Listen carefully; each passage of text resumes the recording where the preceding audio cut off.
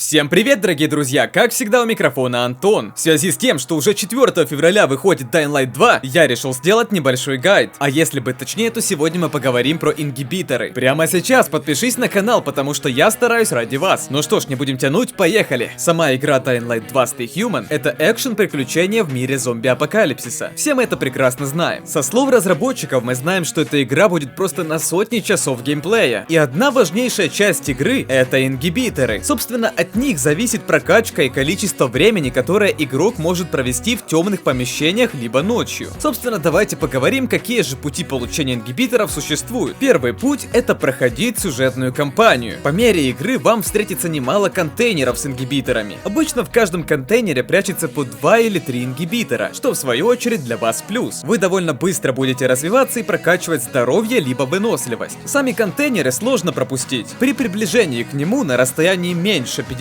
метров в левом нижнем углу экрана появится значок ключа доступа ВГМ, и вы услышите характерный писк. Устройство, которое работает как дешифровщик, обнаружит поблизости контейнер и покажет его удаленность от игрока. Когда вы окажетесь совсем близко, ключ доступа запищит еще громче, так что пропустить его никак не получится. Возможно, для кого-то покажется, что их искать проблематично, но на самом деле, если вы любите исследовать локации, то ничего слишком проблематичного нет. Просто обращайте внимание на писк ключа и приближайтесь к контейнеру. Следующее, что хотелось бы затронуть, то что у ВГМ в Велидоре осталось немало центров исследований и прочих объектов, где спрятаны ингибиторы. Но имейте в виду, исследовать их нужно ночью, поскольку днем они под завязку заполнены зомби. Поначалу темные зоны покажутся довольно сложными, ведь ваш иммунитет выдерживает лишь 4-5 минут в темноте. Но в таком случае нужно запасаться расходниками иммунитета и УФ-грибами. Они позволят дольше продержаться в подобном месте. Вообще, зачастую темные зоны состоят из нескольких этапов. Первые уровни проще. Нужно лишь красться мимо спящих кусак и открывать отмычкой помещения с контейнерами. А вот последние этапы уже наполнены зомби, которые позлее и с химикатами. Так что не задерживайтесь. Как только вы найдете ингибиторы, сразу бегом к выходу. На выходе к тому же размещены УФ-лампы, что в свою очередь поможет вам спастись. Если подводить небольшой итог по ингибиторам, то чем больше ингибиторов вы найдете в первой половине игры, тем проще вам будет играть. Они очень хорошо разнообразят ваше прохождение, ведь с высоким уровнем иммунитета вам не так боязно будет играть ночью, а большие показатели здоровья или выносливости сделают игру куда приятнее и легче. Но кроме того, что сегодня мы поговорили про ингибиторы, мне хотелось бы поговорить еще и про советы, которые помогут вам в прохождении Dying Light 2. Кстати, прямо сейчас, пока мы переходим к новой теме, напиши, пожалуйста, комментарий. Что ж, первое, что хотелось бы вам посоветовать, это внимательно проходите пролог. В прологе подробно рассказывают о большинстве ключевых механик. Вы действительно можете ошибиться, и лучше уже в прологе понять, как правильно бегать, прыгать и уворачиваться. К примеру, быстрое перемещение в Dying Light 2 появляется только во второй половине прохождения, так что долгое время игры вам придется перемещаться на своих двоих. Большую часть времени вы проведете на крышах, и чтобы не затягивать прохождение, научитесь бегать без заминок и тормозов. В Dying Light 2 необходимо быстро оценивать обстановку, находить дальнейшие маршруты и не ошибаться в своевременных прыжках или ускорении. Если говорить об индикаторах здоровья и выносливости, то нужно за ними следить. Да, действительно, как это просто бы не звучало, но это важно, так как если первый окажется на нуле, герой погибнет, и вы возродитесь у ближайшей безопасной зоны. А если же закончится выносливость, а вы висите, к примеру, на уступе,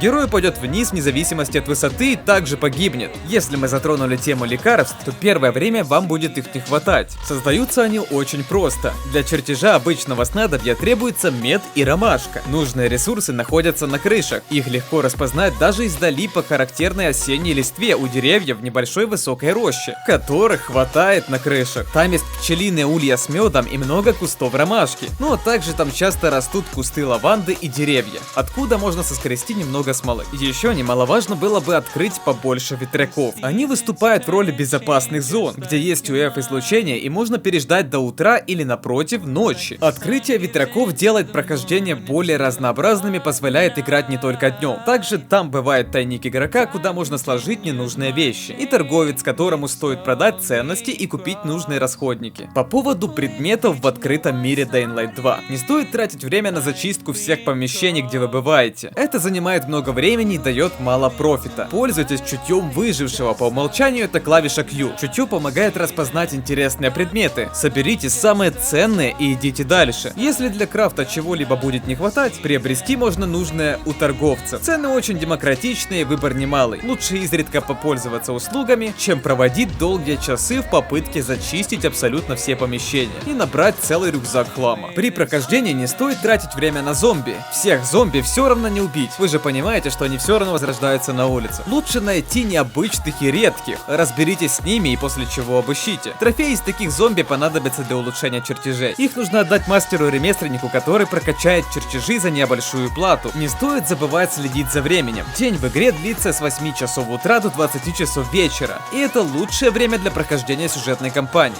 Следующее, что хотелось бы затронуть, это прокачка. В Dying Light 2 присутствует две ветки прокачки: бой и паркур. Лучший вариант — это выбрать доминирующую ветку сразу после прохождения пролога. Если будете качать все сразу, то полностью открыть ветку станет проблематично. Но если вы, конечно, будете проходить не только сюжетную кампанию, но и большинство побочек, у вас гораздо больше шансов выбить все перки. XP боя даются при столкновениях с мертвецами или людьми, а XP паркура в процессе бега и выполнения акробатических трюков. Не стоит недооценивать одежду героя. Она здорово влияет на ваши боевые навыки, медицину и паркур. Соберите билд под себя. Если предпочитаете много прыгать, двигаться и постоянно пользуетесь крышами, то стоит подобрать одежду класса медик, которая улучшит соответствующие навыки. Шмотки можно найти в ящиках и сундуках по всему миру, также его много на врагах. И наконец, немножко давайте поговорим про сюжет и фракции. В диалогах с жителями белым цветом помечены реплики, которые не двигают историю, но позволяют больше узнать о мотивации героев в сюжете и мире. Если вы хотите двинуться дальше, то жмите на желтые реплики. По мере прохождения кампании откроется доступ к глобальной карте. Вы сможете прийти в интересующую локацию, забраться вверх на водопроводную башню или электростанцию, запустить ее и отдать под контроль одной из двух фракций. Выжившие в ответ сделают в этом районе развитую сеть приспособлений для вашего быстрого перемещения по локации. Паркур займет куда меньше времени и станет заметно удобнее. Не обязательно завоевывать лагеря и прочее для прохождения кампании, но в форпостах находится много важных припасов и отличное оружие, которое вам точно пригодится. У лагерей бандитов есть уровни, как и у всех сюжетных заданий, побочек и других активностей на карте. Если вы видите, что соответствуете уровню лагеря, то штурмуйте его без проблем. Перед атакой лагеря лучше всего просканировать область биноклем. Это значительно упростит ваш захват. Наконец, если затрагивать тему про кооператив, то он открывается сразу после прохождения пролога. Пролог занимает примерно час-2. Уже после вы сможете стать хостом и позвать друзей для совместной игры, или же присоединиться к чужой. Что ж, друзья, я думаю, что я рассказал самое основное, что нужно знать об этой игре. Да, конечно, есть темы, которые можно еще и еще обсуждать, но все-таки я решил остановиться на этом. Если хочешь поделиться советом, то пиши его в комментарии. Ну а на этом видео подходит к концу. Не забудь поставить лайк. А также, если ты до сих пор не подписался, то подпишись. Подписки — это огромный мотиватор для меня. Видео выходят часто, так что стоит поставить еще и колокольчик. Что ж, огромное спасибо за просмотр. До встречи в новых видосах и всем хорошего настроения. Бай-бай.